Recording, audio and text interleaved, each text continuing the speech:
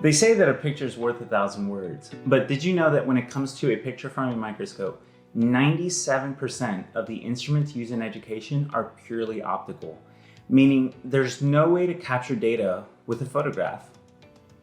Without digital images, study, teaching, and collaboration is very limited for microscopy, and more so with distance learning.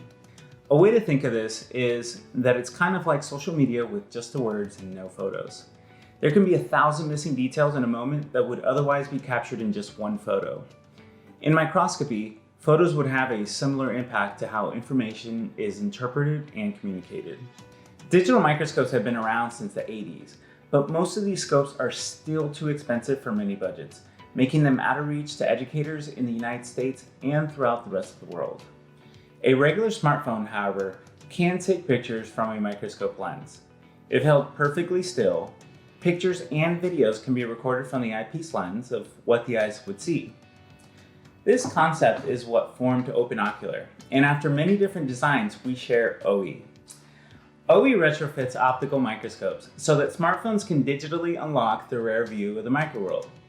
Viewers can capture experiences, share knowledge, and form deeper connections through imagery. OE is intuitively operated and developed using 3D printing tech, allowing for printable designs that can be shaped through our community. To get started, connect OE to your phone and then your microscope. Dial in the image, and before you know it, you're live streaming Paramecium. Through our unique distribution, we can beat one-day shipping. Scotty, fire up the replicator. That's right. Visit OpenOcular.com and we'll beam an OE download you can replicate. It's free.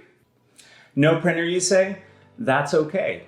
We happen to grow the freshest produce in-house on our very own print farm. We only select the finest to ship to your door, so just let us know. And while there, come along and join us on social. Let's see what we can discover together.